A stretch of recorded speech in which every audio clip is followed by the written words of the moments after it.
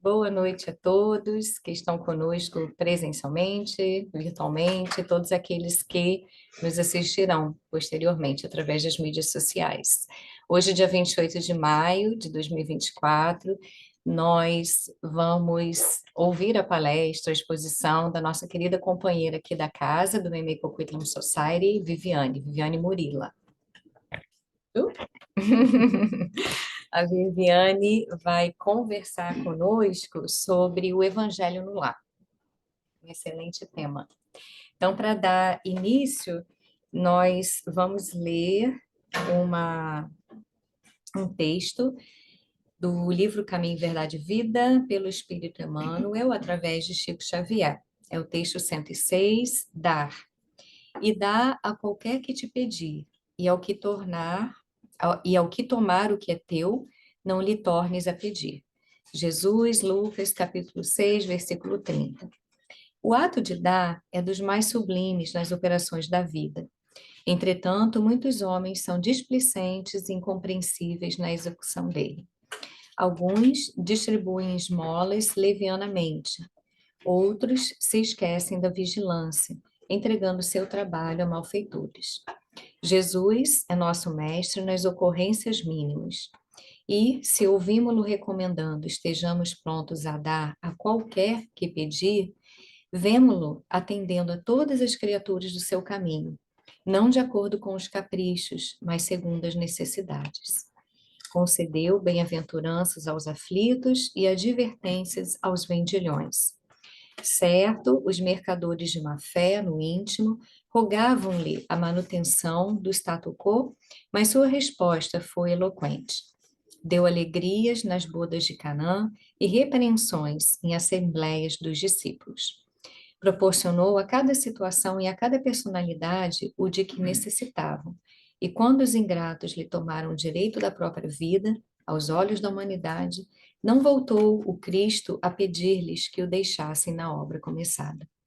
Deu tudo o que se coadunava com o bem, e deu com abundância, salientando-se que, sob o peso da cruz, conferiu sublime compreensão à ignorância geral, sem reclamação de qualquer natureza, porque sabia que o ato de dar vem de Deus, e nada mais sagrado que colaborar com o Pai que está nos céus.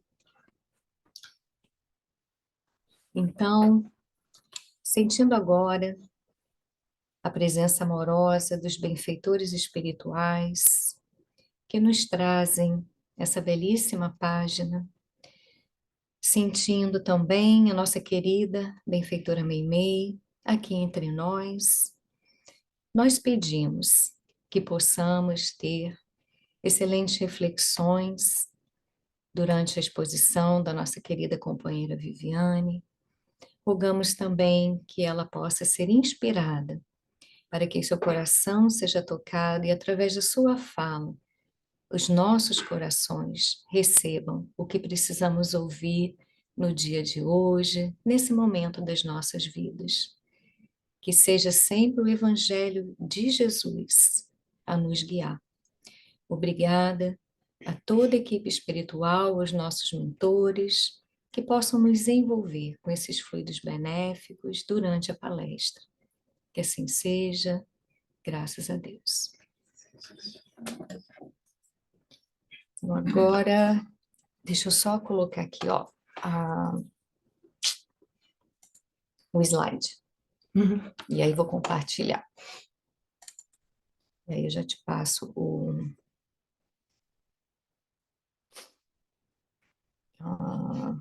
ok, depois é só... Vamos ver, depois é só você...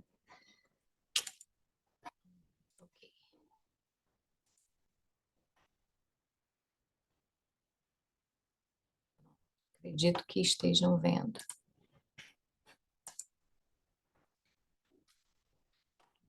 Mas aqui, ó. Peraí. Ups. Pensei em colocar aqui você.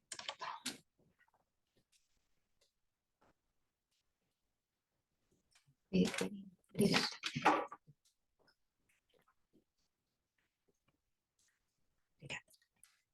Boa noite a todos presentes, a todos virtuais e os que, porventura, escutarem essa fala num outro momento. Que Jesus, benfeitores, nos abençoe sempre, né? Então, hoje nós vamos refletir um pouco sobre a prática do Evangelho no lar. Tá? É uma prática muito comum no meio espírita e muitas vezes é uma das primeiras coisas que nos recomendam a fazer, né? Quando a gente entra num centro espírita. A menos, claro, que já nascemos em família espírita e já participamos desde antes de nascer. Mas, caso contrário, se você tem um amigo espírita ou se você vai pela primeira vez no centro espírita, existe essa recomendação de fazermos preces, com livros, ler uma leitura, uma mensagem, fazer uma prece, ou ganhamos de presente o evangelho, adquirimos o evangelho, e já começamos a ter aquela familiaridade, né? E acho que muitos de nós já passamos por essa experiência. Então,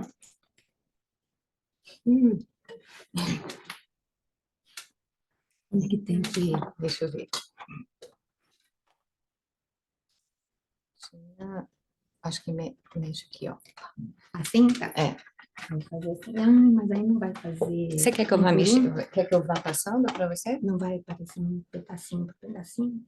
Não, Para só ser tudo de assim, uma ó. vez? É. Ah, não é o PowerPoint. Vixe. Tá bom. Então tá. Tá? Quer que eu vá? Você prefere você Não, mesmo? eu posso fazer então. É? Eu acho que estragou um pouquinho os slides, mas vamos ver. Tá. There you go. Então, vamos começar. Nesse poema de gratidão, a benfeitora Amélia Rodrigues escreveu esse poema. É um poema, foi escrito por Divaldo Franco, né? Através da psicografia de Divaldo Franco. Ele é um poema muito lindo, é longo, muito longo também. E nesse poema ela agradece a Deus por todas as bênçãos e dificuldades também da vida. É muito maravilhoso e acho que é lógico que é muito mais bonito escutar na voz de Divaldo Franco, e acho que muitas pessoas que já escutaram palestras dele, ele termina as palestras dele muitas vezes com esse poema, e é muito lindo. No final desse poema, ela fala assim: obrigado por fim pelo meu lar. É tão maravilhoso ter um lar.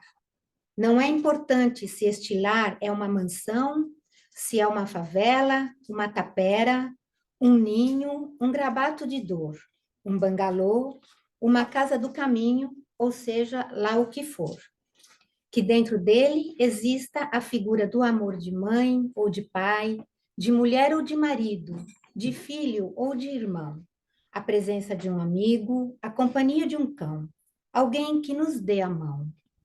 Mas se eu a ninguém tiver para me amar, nem um teto para me agasalhar, nem uma cama para me deitar, nem aí reclamarei.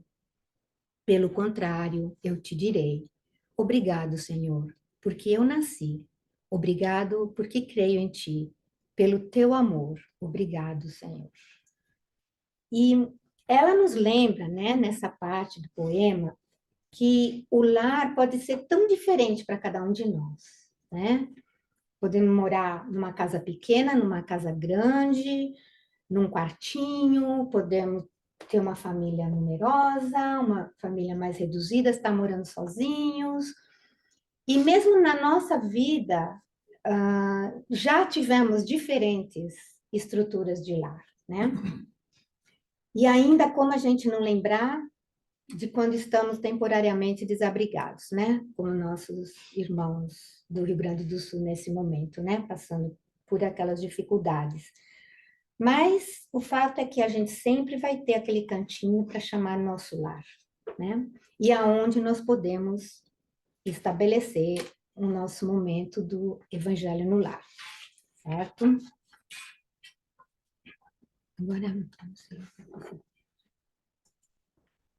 Deixa eu ver se... Ok. Atrapalhou um pouquinho os slides, mas vamos ver, acho que vai dar para continuar. Bom, será que a gente pode dizer que existiu um primeiro evangelho no lar? Né? Será que algum dia existiu o primeiro evangelho no lar? Então, teve um tempo que Jesus ele estava hospedado na casa de Pedro, de Simão Pedro, né, o apóstolo. E se diz que de noite eles se reuniam com os outros apóstolos, com a família de Pedro, e que Jesus comentava passagens da Escritura do Antigo Testamento, né? Outras pessoas também que estavam visitando na época, né? E nesse livro Jesus no Lar, o espírito Neio Lúcio, através das mãos de Chico Xavier, ele conta histórias de diálogos e ensinamentos do Cristo dessa época, né? Cada capítulo é uma história que Jesus dialoga com aquele jeito, né? Que ele faz perguntas, respostas, faz as pessoas refletirem. Então, cada história desse livro é uma dessas passagens. E o primeiro capítulo do livro chama Culto Cristão no Lar. Tá? E nesse capítulo, Jesus tem um diálogo com Pedro. E ele fala assim para Pedro, né? Uma das passagens, não vai dar para ler a história completa, mas ele fala assim: o berço doméstico é a primeira escola e o primeiro templo da alma. A casa do homem é a legítima exportadora de caracteres para a vida comum. A paz do mundo começa sob as telhas a que nos acolhemos. Se não aprendemos a viver em paz, entre quatro paredes, como aguardar a harmonia das nações? Aí ele também faz uma metáfora, daí no diálogo que ele tem com Pedro, ele faz uma metáfora muito bonita, e ele fala assim para Pedro: a mesa da tua casa é o lar do teu pão. Nela recebes do Senhor o alimento para cada dia. Por que não instalar ao redor dela a sementeira da felicidade e da paz na conversação e no pensamento? O Pai, que nos dá o trigo para o celeiro, através do solo, envia-nos a luz através do céu. Então, veja o que Jesus está dizendo, né? Na mesma mesa onde nós alimentamos o nosso corpo material, nós podemos também sentar e alimentar o nosso espírito. Essa é uma imagem, né, que Jesus passa para Pedro. E aí, né, o Lúcio termina o capítulo, né, dizendo essas palavras. Então, Jesus, convidando os familiares do apóstolo à palestra edificante e à meditação elevada, desenrolou os escritos da sabedoria e abriu na terra o primeiro culto cristão no lar. Agora, aqui vai aparecer.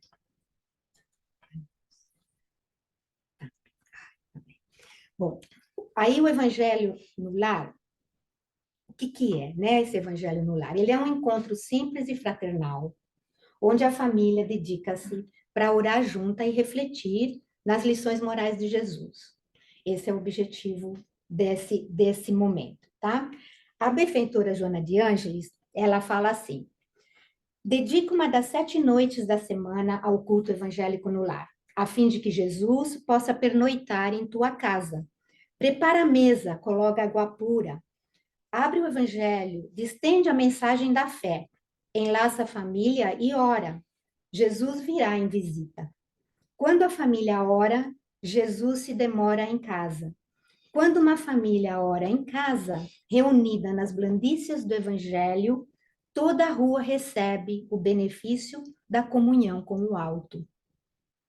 Essa passagem ela está no livro Messe de Amor, e a mensagem é Jesus contigo. É uma parte da mensagem, né? Então, nesse parágrafo, a benfeitora Joana, ela coloca todos os componentes que existem para esse momento de realizarmos o Evangelho no lar. Então, nós vamos agora comentar cada um deles, tá? E sempre lembrando que não é um ritual, não é nada assim estabelecido, é assim, tem que ser assim, se não for assim não vai funcionar, não é assim, tá? Então, existem as variações, cada família vai adaptar da maneira como funciona para elas, tá? Então, nós temos a prece, né? Uma prece inicial, uma prece de encerramento, como a gente é bem familiarizado, talvez, que fazemos nos nossos trabalhos, como nós acabamos de fazer uma prece antes de começar essa fala. E a prece de inicial, bem simples, expressando gratidão pela oportunidade e de coração sempre, né? Não precisa ser nada recitado. O Pai Nosso sempre é muito bem-vindo, claro. Encerrar com uma prece também, e simples, de agradecimento. E nesse momento nós podemos, sim, vibrar por nós, pedir por alguma situação difícil, por alguém que a gente tenha conhecimento, pelo mundo, por alguma situação que a gente queira vibrar, pelo nosso lar, pelo nosso trabalho, né? Então, a gente pode colocar essa parte da vibração na prece de encerramento, tá? O Evangelho. O Evangelho, esse é o livro básico, né, que a gente usa. Depois vai ter um slide com alguns livros também, mas esse é o Evangelho segundo o Espiritismo, que é o livro que a gente é recomendado para usar e que a gente deveria usar nesse momento, tá? Então, nós vamos fazer uma leitura, abrir aleatoriamente, tá? A passagem. Existem famílias que, em um certo momento, gostam de ler sequencialmente, tá? Não tem problema, pode fazer isso também e depois volta para a abertura aleatória, por exemplo. É uma experiência muito boa também, já fizemos isso na minha família e é muito bom ler sequencial, né? Mas a ideia é abrir aleatoriamente, ler aquela passagem que a gente está abrindo, tá? Existem algumas passagens que são muito longas, então, dependendo do tempo que se tem dedicado, também não tem necessidade de ler toda aquela passagem, pode-se ler um pedaço, comentar, que já vai ter conteúdo para se absorver dali e comentar, né? E uma recomendação também que a gente recebe é a de ler em voz alta, porque nós vamos ter sempre a presença de espíritos que, porventura, né, não sempre, mas porventura não leem pensamentos. Então, você falando em voz alta, você está compartilhando com eles também, de terem oportunidade de participar daquele momento e absorver alguma coisa para eles também, né? E a gente pode comentar ou não, tá? A passagem que se leu, né? Às vezes tem pessoas que não gostam de comentar, então não tem problema, tá? Não tem problema nenhum, não precisa comentar. E cada um faz a sua própria reflexão, né? O que é importante a gente considerar é que o objetivo desse momento não é criar argumento, não é resolver problemas que a gente está precisando resolver, não é ficar apontando a coisas que saíram ali naquela passagem. É para manter o mais harmonioso possível aquele momento para a família, tá? E pode-se também usar o livrinho de mensagem, tá? Então, como a gente também fez aqui, leu a mensagem antes, fez a prece, e depois você abre o evangelho e faz a parte do evangelho. Algumas famílias também gostam de fazer a prece de abertura e depois ler a passagem e depois ler o evangelho, tá? Ou não precisa também usar o evangelho, tá? Num dia, assim, muito pouco tempo, tudo, às vezes só a lição de um livro desses já é uma mensagem, porque são os próprios comentários do evangelho, por Emmanuel, né? Então, não é pouca coisa, né? Então, a gente vai absorver uma liçãozinha dali, né? A frequência e duração. Uma vez por semana, a disciplina é importante, tá? Por que que a disciplina é importante? Escolher o horário que mais se adequa para a família. A benfeitora fala uma noite da semana, não precisa ser à noite. Pode ser de manhãzinha, pode ser na hora do almoço, pode ser de tarde, o horário que for mais conveniente para a família, né? Vocês vão ver qual que é aquele horário que funciona e que vocês vão poder estar presente naquele dia, naquele horário, todo dia da semana, né? Por quê? Porque existem os benfeitores, nós vamos entrar em detalhes mais sobre os benfeitores daqui a pouco. E essa disciplina vai ser importante para nós termos a presença dos benfeitores nesse momento, tá? Nós vamos depois falar qual a atuação deles. 15 a 30 minutos no máximo, não precisa ser muito longo, nem se estender muito, tá? E somente se alterar o dia, o horário, quando realmente for necessário, tá? E se dizem também até que, se você está viajando, por exemplo, você até pode fazer aquela prece naquele momento à distância, né? Nem sempre é possível, lógico, a gente sabe, mas é uma ideia. A participação, tá? A ideia é que todos que morem naquela casa sejam convidados a participar, independente da religião, independente de se frequentam centro espírita ou não, tá? Mas é um convite, não é uma obrigatoriedade, tá? Muitas vezes vai se resumir a uma pessoa da casa fazendo o evangelho, ou ao menos iniciando a fazer o evangelho, tá? É muito comum, com o tempo, outras pessoas acabam se juntando, mas, como já se falou, não é para criar argumento, né? É só para criar harmonia. Então, você convida, não quer, não tem problema nenhum. E como diz a benfeitora, se vai, toda a rua vai receber o benefício, o que dirá uma pessoa que mora na casa, mesmo que não participe do evangelho, certo? Então, isso que é importante. A participação de crianças, tá? Quem mora sozinho também pode fazer sozinho, não tem problema nenhum. Da mesma maneira, se for só uma pessoa da casa que for fazer, também a pessoa pode fazer sozinha. Não precisa ser na mesa da sala, né? É figurativo. Vai fazer no cantinho da casa que tem condição de fazer, né? As crianças, é importante, né, que as crianças participem também, tá? E o ideal, lógico, seria ter um momento para as crianças, com a literatura adequada para as crianças, e um momento para os adultos, com a literatura dos adultos. Se não for possível, se nós fizermos com os livros infantis, nós vamos também aprender, porque tem muita lição de moral que a gente pode aprender nos livrinhos infantis, aliás, né? Quando a gente lê uma historinha infantil é muito interessante. Então, pode-se fazer assim, escolher um livro infantil. Nós temos, depois vai ter também, né, mais livros, mas nós temos, inclusive, na biblioteca, esse daqui é o Evangelho para criança, tem o Pai Nosso da Meimei também, é muito bom.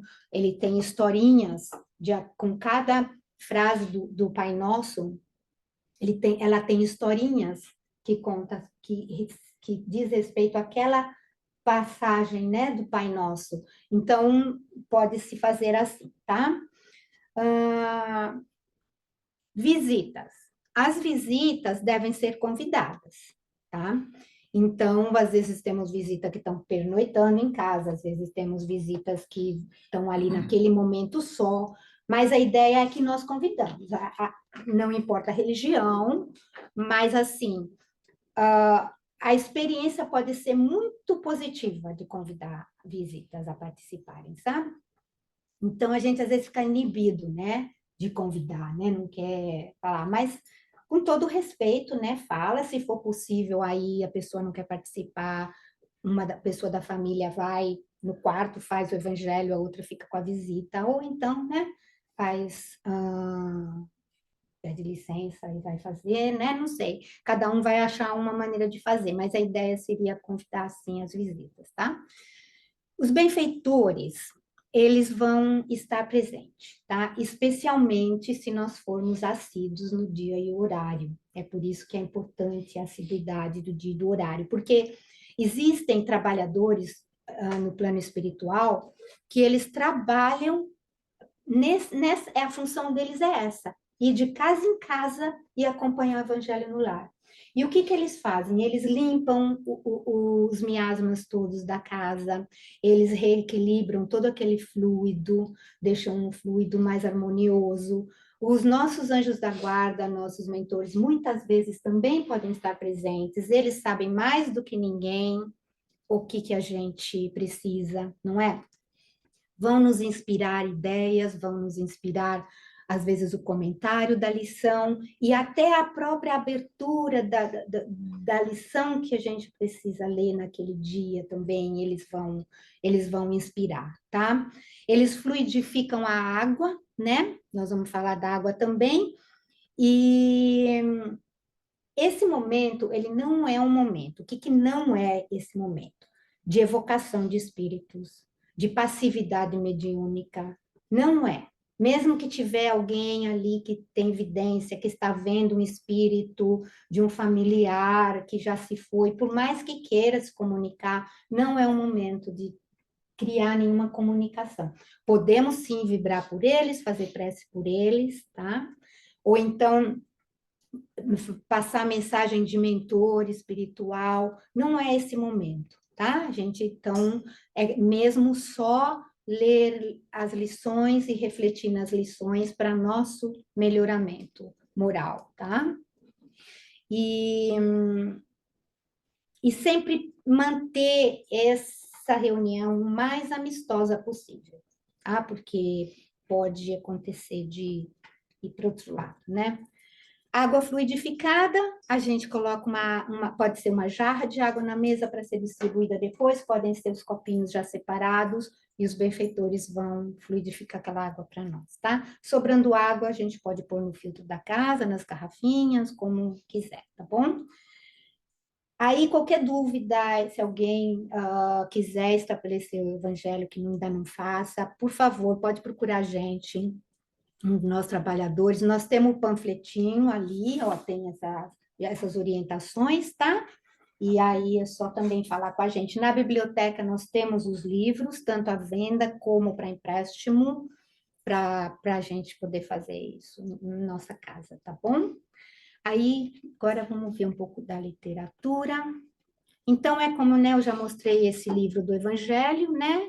E os livrinhos de mensagens, esses do Emmanuel são perfeitos para esse momento, e os livros infantis, tá? Então, a gente pode estar usando todos esses livros, né? E naquela época, né, eles sentavam com Jesus na mesa, né, e discutiam com Jesus, imagine, né? Nós não temos Jesus, nós temos a presença dele, né, através dos nossos benfeitores. E, graças a Deus, esses livros maravilhosos, onde nos ajuda, né? Mas pensa imaginar, né, como é que seria a vibração ali naquela casa.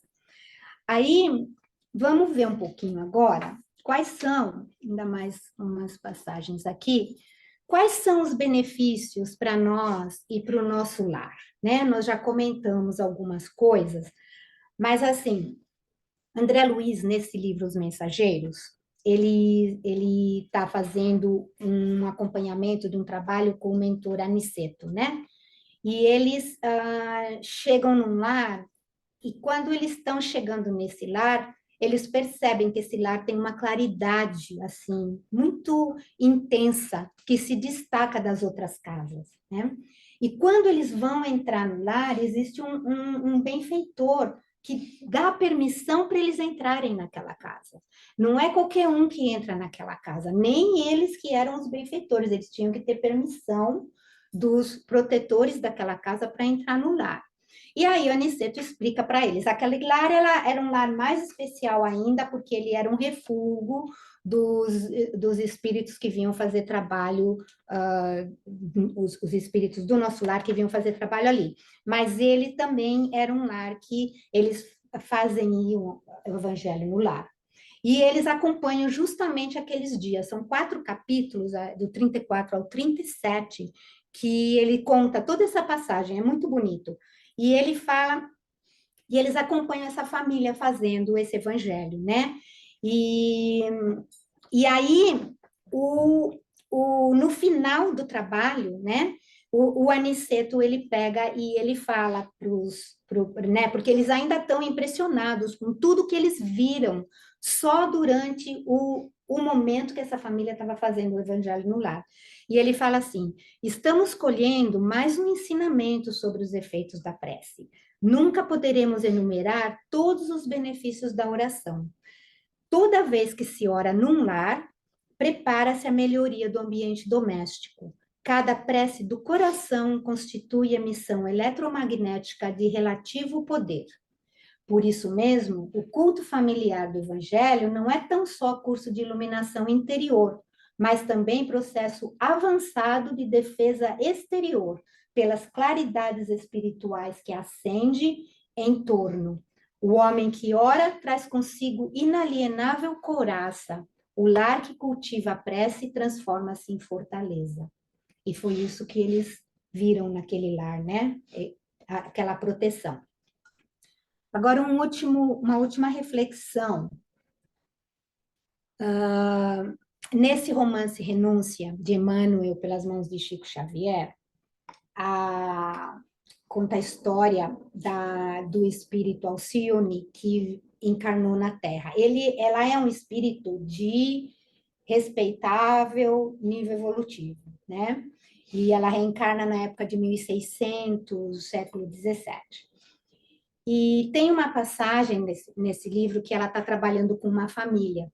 E essa família, ela tinha as crianças, ela cuidava das crianças, e ela sempre falava com as crianças, e as crianças sabem quanto que ela conhece do Evangelho, quanto que ela conhece de Jesus, né?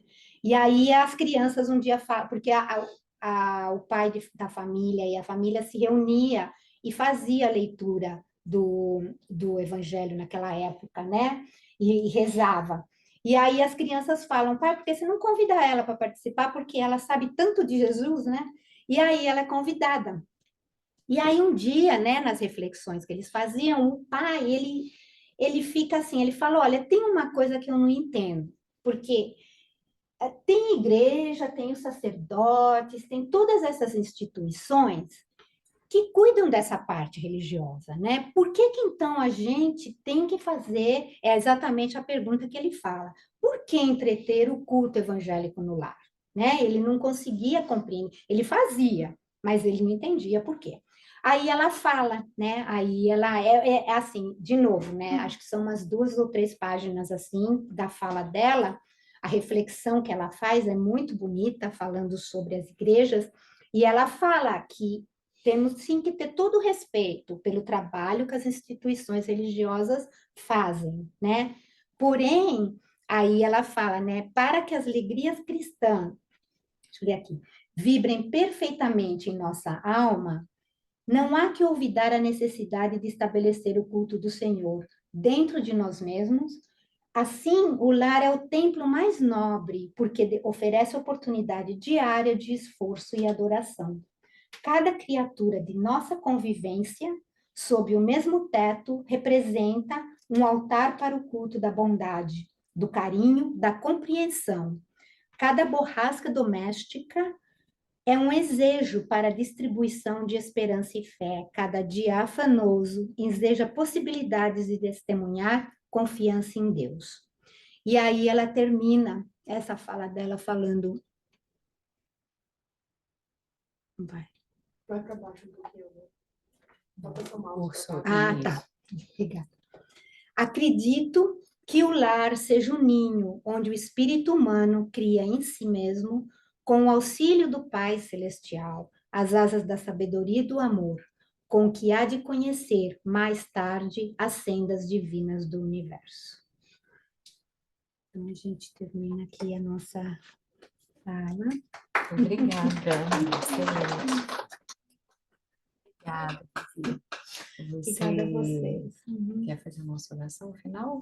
Faço. Excelente, muito obrigada. Então, vamos então, nesse clima de paz, de harmonia que nos envolve, vamos agradecer a Deus por todas as oportunidades, ao Mestre Jesus por todos os ensinamentos, que possamos absorver cada vez mais essas mensagens divinas, instituindo dentro de nós mesmos todas essas leis morais, praticando, compartilhando com os nossos familiares, amigos, irmãos de caminhada. Agradecemos aos nossos benfeitores aqui presentes, a nossa querida Meimei, que possamos estar em paz e que os nossos lares sejam sempre abençoados. Que assim seja. Graças a Deus.